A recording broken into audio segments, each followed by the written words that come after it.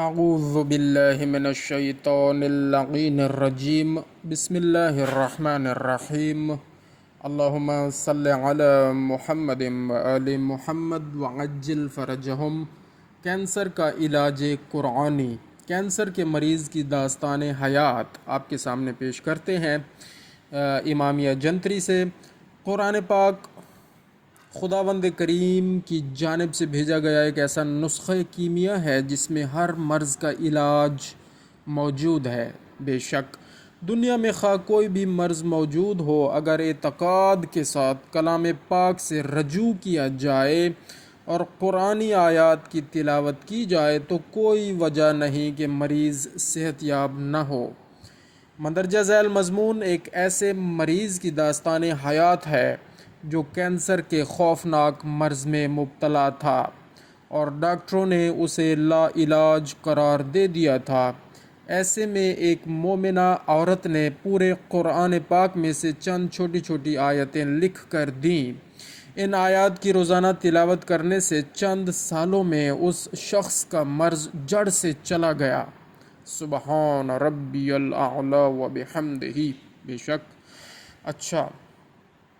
اس مرض سے صحت یاب ہونے کے بعد اس شخص نے ان آیات مبارکہ کی فوٹو کاپیاں نکلوا کر سال 1988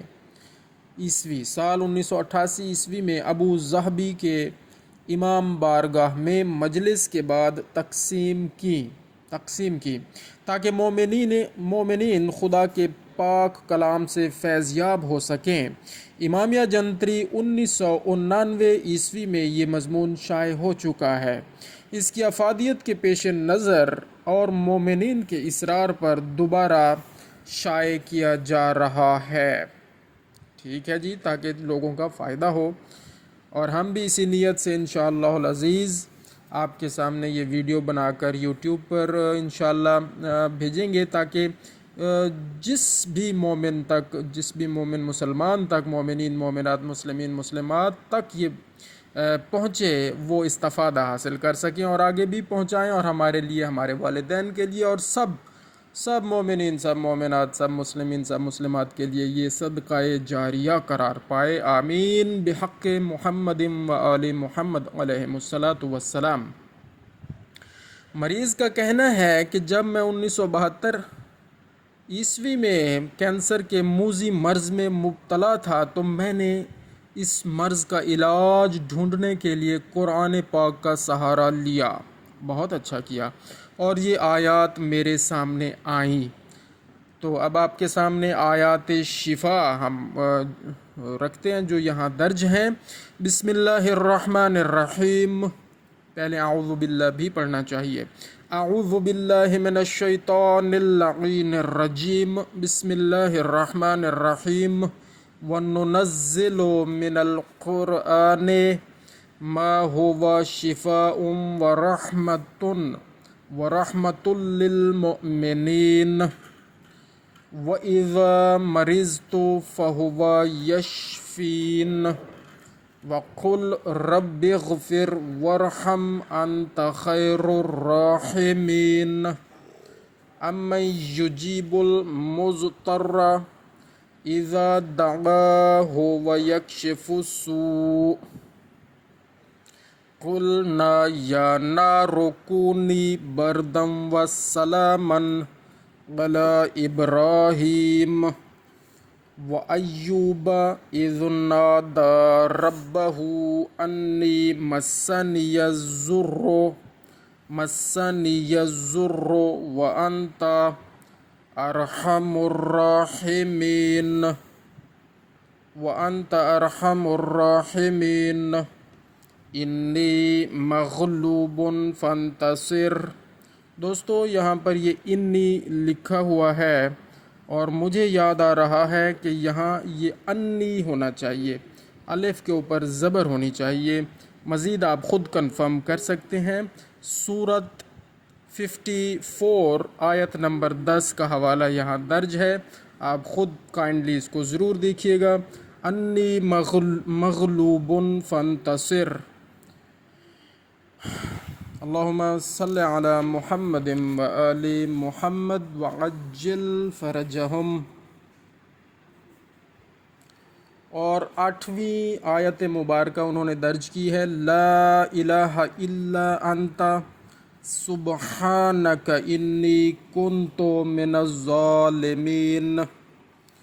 فاستجب 9ویں نمبر، 10واں، 11واں، 12واں، 13واں، 14 آیتیں ہیں جی یہ انیشلی، اور پھر 15، 16، 17، 18 4 آیتیں اور بھی ہیں، وہ ہم آپ سے ڈسکس کرتے ہیں۔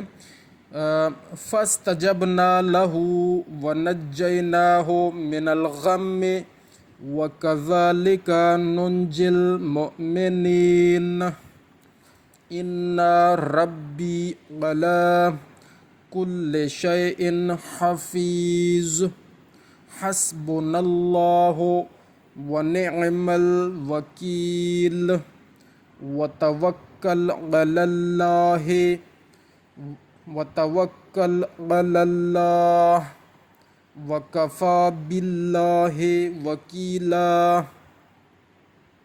الیس اللہ بکاف عبدہ هو مولاکم فنعم المولا ونعم النصیر۔ اللہم صلی علی محمد و آل محمد وعجل فرجہم۔ جس جگہ میں شعاع کے ذریعے اپنا علاج کروا رہا تھا، وہ مریض مومن لکھتے ہیں یا بتاتے ہیں، وہاں ایک ایرانی نے مجھے مندرجہ ذیل آیات قرآنی کی تلاوت کے لیے کہا، تو وہ بھی انہوں نے بتائی ہیں، وہ ہیں جی الحمد للہ رب العالمین نعم المولا ونعم النصیر تبارک اللہ احسن الخالقین لا حول ولا قوة الا باللہ العلی العظیم۔ دوستو، یہ 18 آیات مبارکہ ہم نے آپ کے سامنے اللہ رب العزت کے فضل و کرم سے پڑھنے کی، تلاوت کرنے کی سعادت حاصل کی ہے، اور ان کے سامنے بائیں طرف ترجمہ بھی موجود ہے، آپ اسے خود پڑھ سکتے ہیں، اور ہر آیت مبارکہ کے ساتھ سورہ مبارکہ کا نمبر اور آیت نمبر بھی درج ہے۔ آپ قرآن مجید سے خود بھی وہاں سے بھی آپ تلاوت کر سکتے ہیں۔ اچھا، یہاں اوپر انہوں نے لکھا ہے جی میں قرآن پاک میں ان آیات مبارکہ کی تلاش کر رہا تھا کہ جن میں نگہبان، محافظ، وارث، سرپرست، کارساز، دستگیر، والی، محفوظ رکھنے والا اور پناہ دینے والا جیسے القاب استعمال ہوئے ہیں، چنانچہ میری تلاش کا ثمر مندرجہ ذیل آیات مبارکہ ہیں۔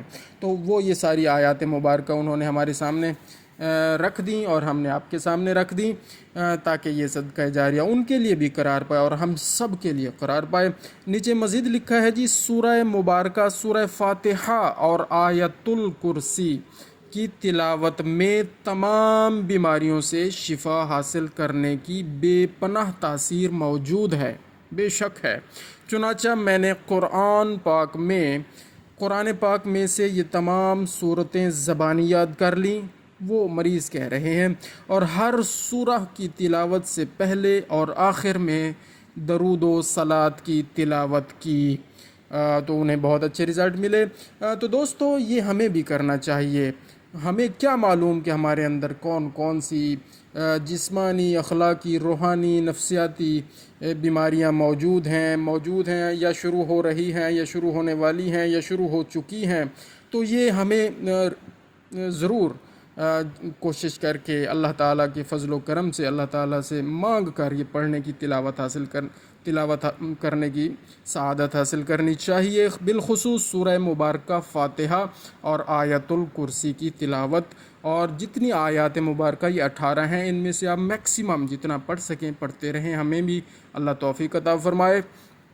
اچھا جی، انہوں نے لکھا ہے مزید ایک رات میں نے خواب میں دیکھا کہ سفید کپڑے میں لپٹا ہوا ایک جنازہ بمبئی مسجد کی امام بارگاہ کے باورچی خانہ میں لایا گیا، جہاں پچھلے 80 برس سے ہر مجلس کے بعد اور افطاری کے لیے مومنین کے لیے کھانا پکایا جاتا ہے، وہ باورچی خانہ۔ اچھا، میں نے بڑھ کر اس لاش کے چہرے پر سے کپڑا ہٹایا تاکہ صورت دیکھ سکوں۔ مجھے وہ مردہ سانس لیتا ہوا دکھائی دیا اور میرے دیکھتے ہی دیکھتے وہ اٹھا اور چلنے لگا۔ اس کے ساتھ ہی میری آنکھ کھل گئی۔ میرے لیے یہ خواب اس بات کی شہادت تھا کہ میرا کینسر کا مرض بالکل ختم ہو گیا ہے اور اللہ نے مجھے نئی زندگی عطا کی ہے، میرے اور اس ایرانی شخص کے علاوہ جس نے مجھے قرآنی آیات کی تلاوت کے لیے کہا تھا۔ تمام دوسرے افراد جو کینسر میں مبتلا تھے اس دنیا فانی سے کوچ کر گئے، جبکہ میں بالکل صحت یاب ہو گیا۔ اللہ تعالیٰ سے دعا ہے کہ اللہ تعالیٰ سب مومنین مومنات، سب مسلمین مسلمات، حبداران محمد و آل محمد علیہم الصلاۃ والسلام کو اپنی حفظ و امان میں رکھے اور ہر مرض سے شفا عطا فرمائے، ہر مرض سے دوری عطا فرمائے، صحت و سلامتی کے ساتھ زندگی دراز عطا فرمائے، خیر و برکت والی زندگی گزارنے والا قرار دے۔ یا اللہ ہمارے لیے یہ صدقہ جاریہ قرار دے، ریاکاریوں سے پناہ عطا بچا لے۔ یا اللہ ہمیں اپنی پناہ میں لے لے اور شیطان کے چنگل سے ہمیشہ بچا لے۔ اللہم صلی علی محمد و آل محمد وعجل فرجہم۔